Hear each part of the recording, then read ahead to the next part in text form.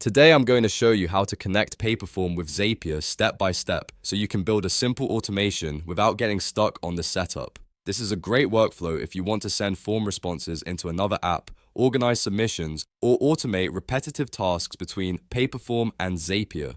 If this tutorial helps, make sure to hit like and subscribe for more quick software guides just like this. Alright, let's jump in.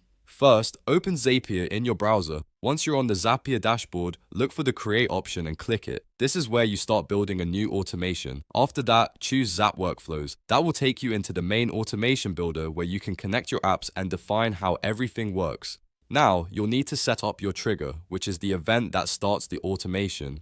Click on Trigger and then search for Paperform in the app list. When Paperform appears, select it.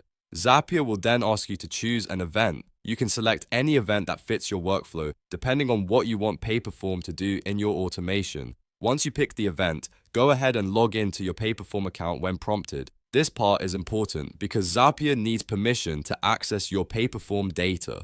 After your Paperform trigger is connected, move on to the action step. Click on Action and then search for the app you want to connect with Paperform. In this example, you can choose something like Google Sheets, but you can use any supported app that fits your needs. Next, click on Choose an event and select the action you want Zapier to perform. Just like before, you'll need to log into that account as well, so Zapier can send the data where it needs to go. Once both apps are connected, review the setup carefully. This is the moment to make sure your trigger, event, and account connections are all correct. Then click Build it at the top to continue. Zapier will walk you through the remaining steps and show you how the workflow will run. When everything looks good, click Test Run.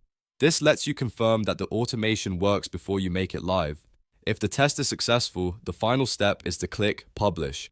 That activates your Zap and turns the automation on. From that point forward, Paperform can trigger your workflow automatically in Zapier whenever the selected event happens, and that's it. You've connected Paperform with Zapier.